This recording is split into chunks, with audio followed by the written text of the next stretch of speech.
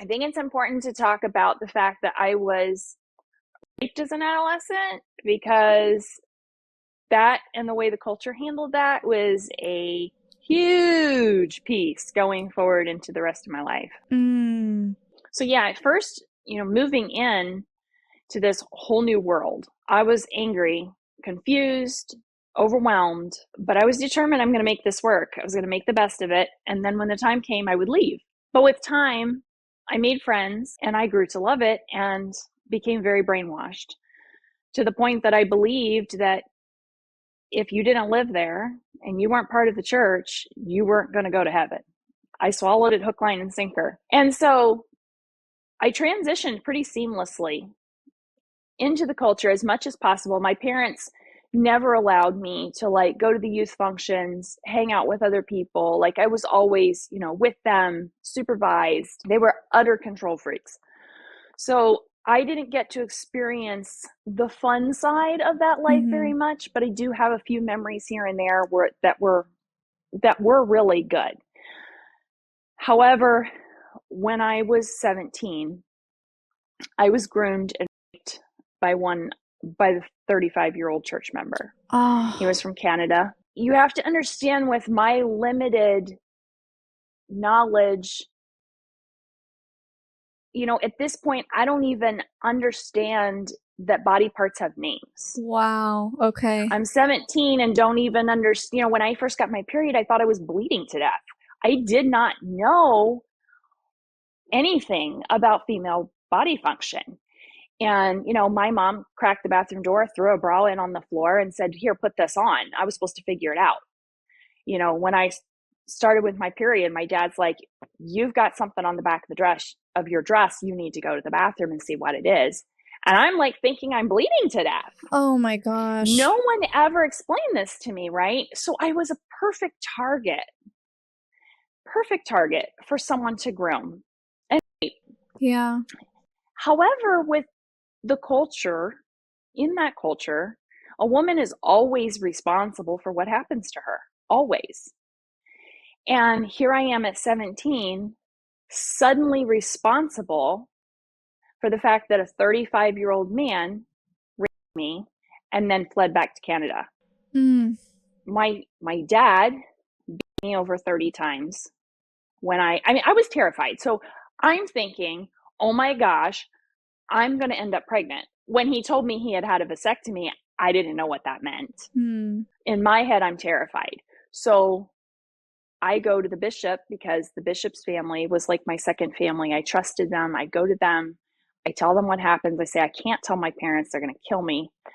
And they're like, "Oh no, we think your parents will understand. We can't keep this a secret. We have to tell them."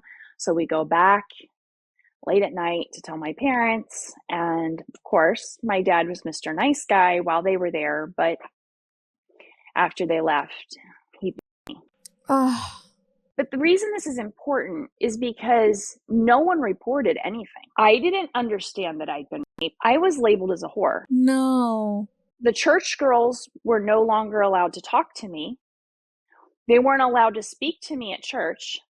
I wasn't allowed to go anywhere, do anything, see anyone. The shame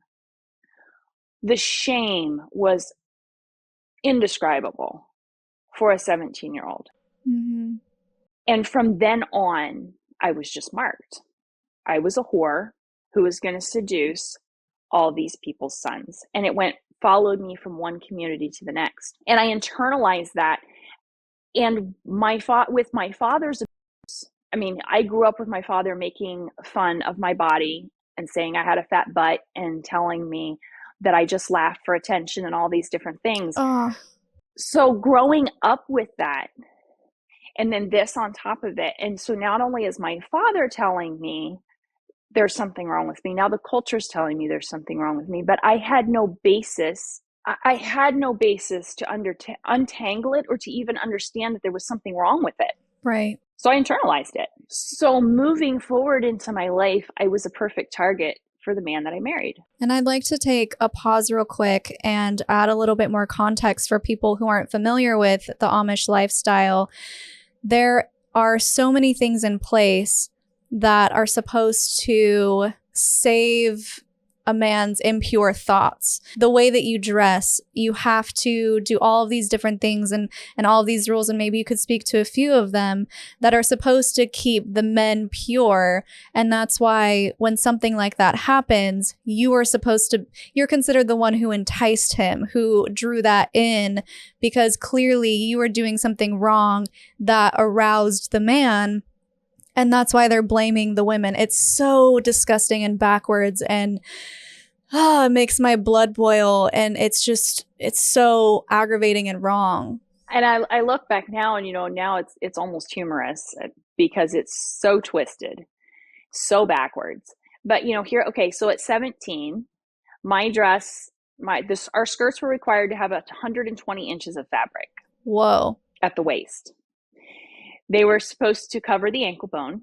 Necks had to have a high collar. We had to have long sleeves. We were not allowed to wear short sleeves or push them up past our elbows. Our coverings, if we didn't wear a long hanging veil that covered the back of our neck, we had to have a flap on the bottom of our covering that came down over the collar of our dress. No skin showing, right? Some of us, myself included, were required to wear what they called a smock. So it was this long flowy top over the top of our dress that was generally reserved for pregnancy. Tell me how a 17-year-old is responsible for a man's purity when she's covered from head to toe, has no concept of what sex even is or her own sexuality, period. Mm-hmm. It doesn't make any sense. The part too that drives me crazy is it doesn't matter what women are wearing. Rapists are going to. That's just end of story. That shouldn't even be a thought of, well, what was she wearing? It doesn't matter. Whatever I put on my body does not invite or disinvite you to touch it without my permission. Mm-hmm. So even just the whole quote modesty thing, I have such issue with, and I have no problem with people dressing the way that they choose to dress because it makes them feel a certain way. It's when it's forced on them and the shame that comes with that and these faux responsibilities that comes with that. That's what I'm not okay with. Mm-hmm. There's just so many layers to it that clearly create damaging effects and gives these men a free pass when they're 100% capable of controlling themselves. Exactly. And, we weren't allowed to make eye contact. We weren't supposed to be making eye contact with men. And certainly not laughing. And so, as I'm entering adulthood, I'm walking around with my eyes down, so self-conscious of my laugh, so conscious of my body, every move that I make.